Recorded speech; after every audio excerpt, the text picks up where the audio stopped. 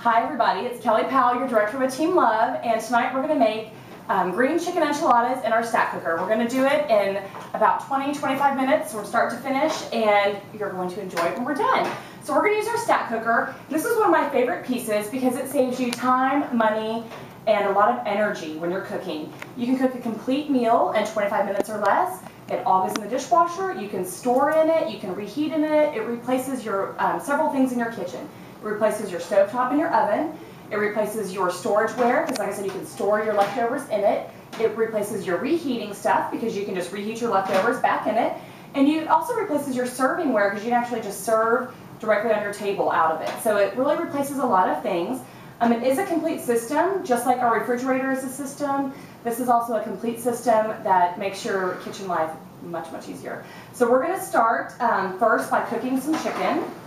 And I'm going to use this middle layer. It does have several layers. We're going to use the 3-quart one to actually assemble our casserole. And we're going to use the middle one, the 1 3/4 quart casserole, to cook our chicken in it, instead of having to boil it on the stovetop forever to get it done. And then we're going to use the smaller layer, our 3/4 quart casserole. We're going to use it as a lid tonight. But you can also flip it over and do it as a second layer for different dishes that you'll see that are available. So we're going to start. I've got some thawed out chicken that I'm just going to put here in my stack cooker. And I thawed it out so we would go quicker tonight, but if you're in a hurry or if you forget to thaw it out, you can always start with it frozen. If you have frozen chicken breast, and I'm going to season it with some of our Southwest Chipotle.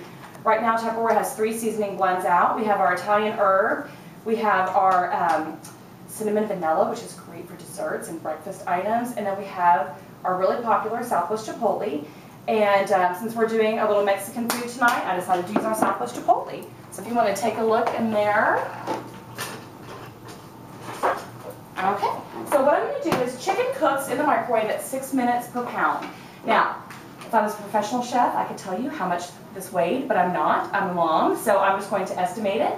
And what I like to do is I like to put it in for a few minutes at a time, take it out and flip it, put it back in until it cooks through. So I'm going to come over here to my microwave,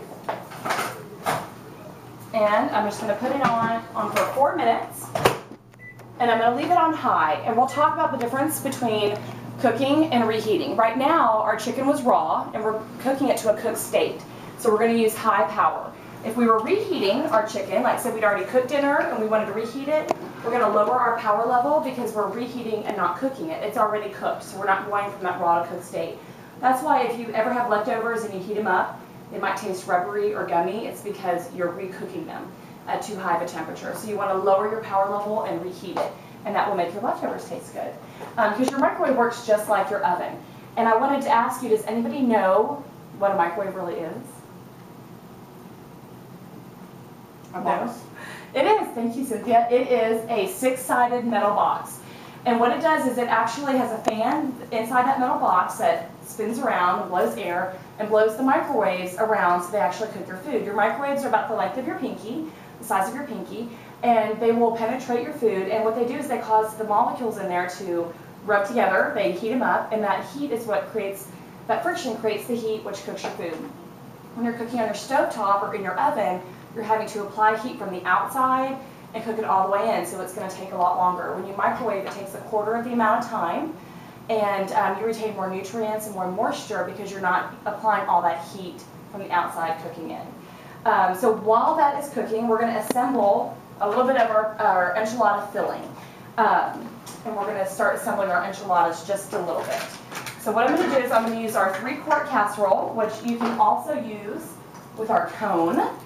Tonight we're not going to use the cone, but you can put the cone in and put a whole chicken on top and do the same, about 6 minutes a pound, and cook a whole chicken in your microwave.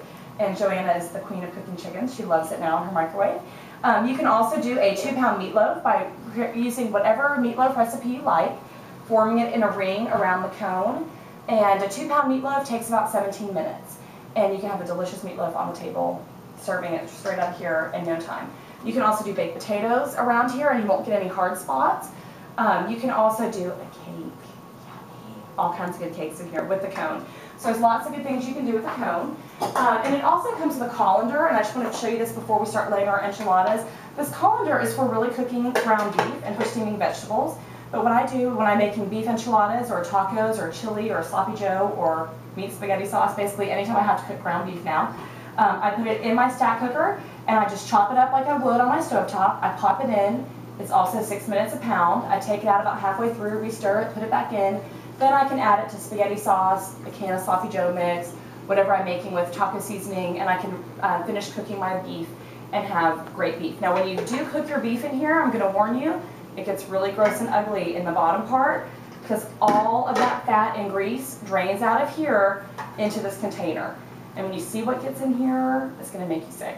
But you get about a full cup of fat and grease out of your ground beef, even like a 93.7 mixture, you'll get a full cup of fat, almost a full cup of fat and grease out when it's in your colander as opposed to your on your stovetop, you get about a quarter cup. Because as it's sitting in that grease, it's getting reabsorbed back into your meat. So even if you choose really lean ground beef, it's still going to get reabsorbed back into your stovetop. But in your stack cooker, you're really getting all the health benefits, and you get the right taste of beef, because I'm a beef fan. So we're going to layer our enchiladas. We're going to start layering them, and we're going to get our mixture ready so that when our chicken is done, we can shred it up and get to mixing. So this is our mix and stir pitcher that we're going to use to start off our enchilada recipe filling. Traditional enchiladas are rolled, but this is the quick, easy way, so we're just going to layer it like a casserole. The mix and stir pitcher has a few different pieces. It's got this ring around the edge so you can use a hand mixer and not have the splatter. It's called our little splatter guard. And let's check our enchiladas. Our chicken. You ready?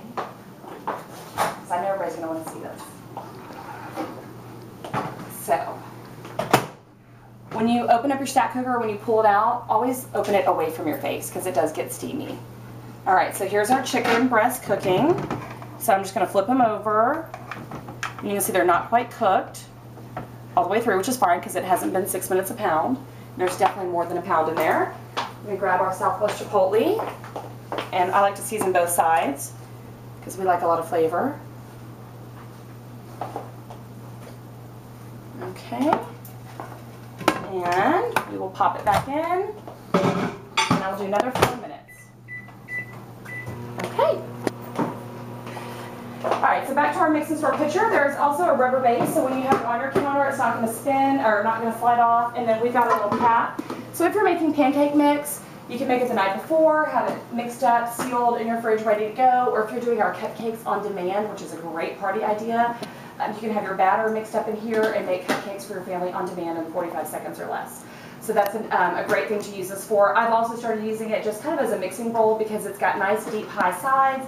It's a good size for me, and I can pop it in the refrigerator if I'm making my filling for something early, but I'm not ready to quite make dinner yet. I can leave it in the refrigerator and it's ready to go. And I like it because it's got a big handle. Usually I'm on the phone or I'm like, you know, yelling at a kid or something, so I can grab it and it makes it easy. All right, so we're going to add some sour cream and a few other things to our sauce. This is just regular sour cream, and I don't really measure too much, but you can put, I'm not the best measure, this is about a cup, so I'm just going to put about 3/4 of a cup in. And then we're going to add, this is just some plain green chili enchilada sauce. You can also make this recipe with red sauce or without sour cream if you're not a sour cream fan. I'm going to add some green chilies because I like things a little bit spicy. And then we're going to add some corn. What I'm going to do is I'm going to show you our can opener here, because most people think that Tupperware is just bowls, but we have a lot more than just bowls. And this is one of our best pieces out there, and it's our can opener. All right, so we're going to use our can opener, and you just you set it on flat on top of the can and close the handles, and then you just spin it. And you can use the palm of your hand. You can grip through it. If you're a righty or a lefty, it's really easy to use. You don't have to squeeze this because it's going to grip the can for you, and you'll kind of hear a pop when you go all the way around. I think I just felt the pop. I don't know if I heard it too loud. And then you just pull the handles back apart.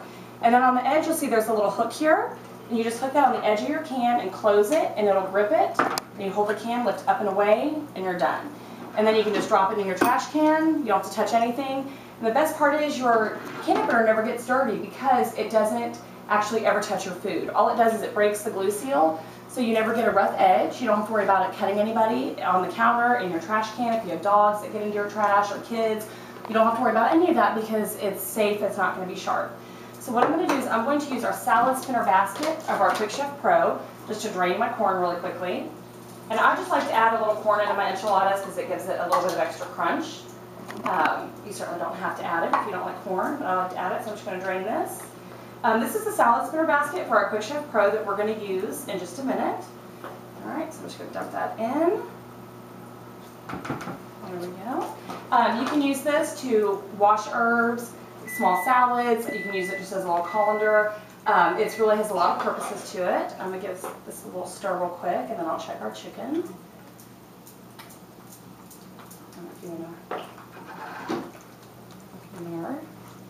So this is just going to be kind of like the wet part of our filling. And I just add sour cream because I feel like it gives it a little bit extra creaminess to enchiladas. Alright, so I'm going to check our chicken.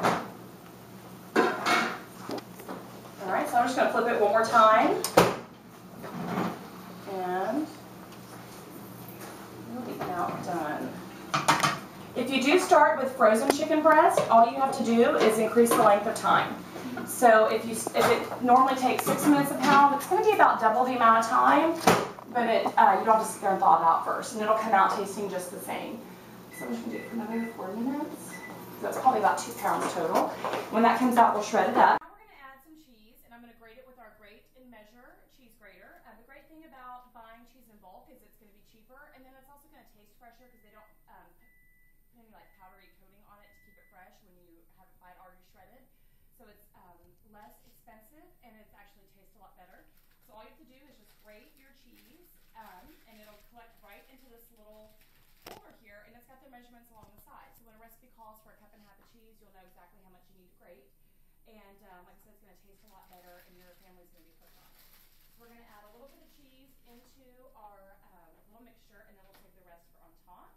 This just pops open. I'm just going to dump some in there because I like a lot of cheese. There we go.